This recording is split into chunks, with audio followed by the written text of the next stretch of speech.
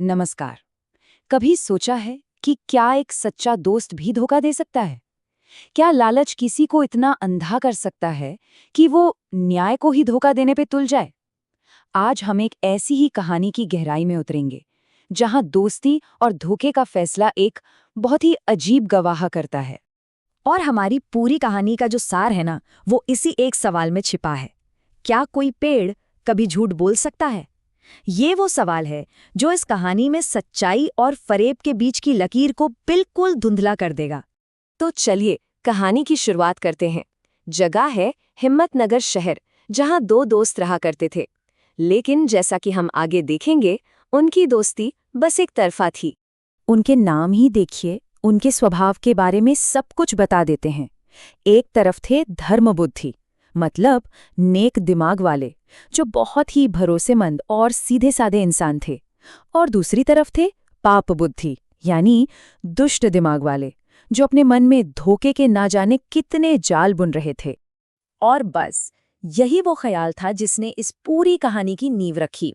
बाहर से तो दोस्ती का दिखावा था, लेकिन अंदर पाप बुद्धि की नीयत बिल्कुल साफ थी, अपने ही दोस्त की पीठ में छुरा घोंपना। उसकी योजना देखा जाए तो बहुत सीधी सीधी सी थी। पहले तो दोस्ती का फायदा उठाकर साथ में पैसा कमाओ, फिर उस पैसे को कहीं छिपाने का नाटक करो और जैसे ही मौका मिले सारा का सारा धन हड़प लो। और हुआ भी वही, जैसा पाप बुद्धि ने सोचा था। दोनों ने मिलकर यात्रा की और खूब सारा धन कमाया। अब वो खुशी खुशी अपने गांव की ओर लौट रहे थे। पर बेचारे धर्म बुद्धि को इस बात का अंदाजा तक नहीं था कि उनकी मेहनत की कमाई पर किसी और की बुरी नजर है। और यहीं पर पाप बुद्धि अपनी पहली चाल चलता है। वो धर्म बुद्धि को बड़े प्यार से समझाता है कि इतना सारा धन गांव ले जाना खतरनाक है, चोरों का, भिखारियों का। ऐसा डर दिखाता है कि सीधा साधा धर्म बुद्धि उसकी बातों में आ ही जाता है। तो यहीं से कहानी का दूसरा दौर शुरू होता है। वो दौर जहां पाप बुद्धि की शातिर योजना हकीकत का रूप लेती है और दोस्ती का नाजुक रिश्ता टूटकर बिखर जाता है। जैसा कि उसने सोच रखा था, पाप बुद्धि ने रात के अंधेरे का पूरा फायदा उठाया। वो चुपके से उसी जगह पर वापस गया और जमीन में गड़ा हुआ सारा का सारा धन निकाल कर अपने साथ ले गया। खैर, कुछ दिन बीत गए। अब धर्म बुद्धि को पैसों की जरूरत आन पड़ी, तो दोनों उस जगह पर पहुंचे। लेकिन जब उन्होंने गड्ढा खोदा तो वो एकदम खाली था। वहां एक सिक्का तक नहीं था। इससे पहले कि धर्म बुद्धि कुछ समझ पाते, पाप बुद्धि ने चिल्लाना और नाटक करना शुरू कर दिया। उसने चोरी का पूरा इल्जाम सीधे सीधे अपने ही दोस्त पर डाल दिया। मतलब उल्टा चोर कोतवाल को डांटे। ये तो वही बात हो गई। धर्मो बुद्धि तो यह सुनकर हैरान ही रह गए। बात पहले बहस से शुरू हुई और देखते ही देखते एक बड़े झगड़े में बदल गई। और आखिरकार इंसाफ की उम्मीद में वे दोनों अपना मामला लेकर न्यायाधीश के पास पहुंचे। और अब कहानी अपने सबसे रोमांचक मोड़ पर पहुंचती है। एक ऐसा मुकदमा जहां गवाह कोई इंसान नहीं बल्कि एक पेड़ होने वाला था। न्यायाधीश ने सच का पता लगाने के लिए एक पुराना तरीका सुझाया, दिव्य परीक्षा, यानी एक तरह की अग्नि परीक्षा। ये एक बहुत ही सख्त तरीका माना जाता था। लेकिन ये सुनते ही पाप बुद्धि ने फौरन इसका विरोध किया। वो जानता था कि इस परीक्षा में उसका झूठ पकड़ा जा सकता है। इसलिए उसने एक और चाल चली।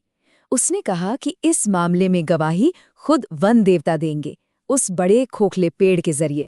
पर असल में ये भी उसकी एक और गहरी साजिश थी। उसने अपने पिता को मना लिया कि वो उस खोखले पेड़ के अंदर छिप जाएं और उसे ये भी सिखा दिया कि जब न्यायाधीश सवाल करें तो उन्हें क्या बोलना है। अगले दिन जब न्यायाधीश ने पेड़ से सच बताने के लिए कहा, तो पेड़ के अंदर से एक आवाज गूंजी और उस आवाज ने चोरी का इल्जाम धर्म बुद्धि पर लगा दिया। एक पल के लिए तो ऐसा लगा कि पाप बुद्धि की ये चाल कामयाब हो गई है।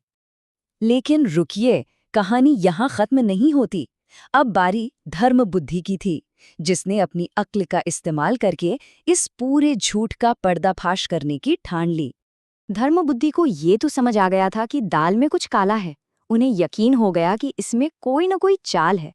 तो उन्होंने क्या किया, उन्होंने आसपास से सूखी घास और पत्ते जमा किए और उस खोखले पेड़ में ठूंसना शुरू कर दिया और फिर उसमें आग लगा दी।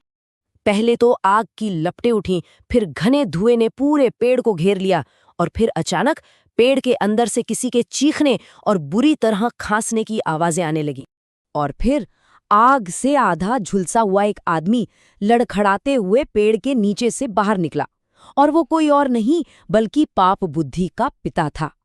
दर्द के मारे उसने न्यायाधीश के सामने पूरी साजिश का एक एक सच उगल दिया। और इस तरह सच आग की लपटों के बीच से बाहर आ गया। न्यायाधीश ने पापबुद्धि को उसकी धोखेबाजी के लिए मौत की सजा सुनाई और धर्मबुद्धि को उनका पूरा धन सम्मान के साथ वापस दिलवा दिया। जाते जाते न्यायाधीश ने एक बहुत ही गहरी बात कही। इसका मतलब ये है कि हमें सिर्फ समस्या के हल के बारे में ही नहीं सोचना चाहिए, बल्कि उस हल से कौन सी नई समस्याएं पैदा हो सकती हैं उस पर भी विचार करना चाहिए। ये कहानी हमें यही सिखाती है कि बुराई चाहे कितनी भी चालाक क्यों ना हो, आखिर में जीत हमेशा सच्चाई और बुद्धि की ही होती है।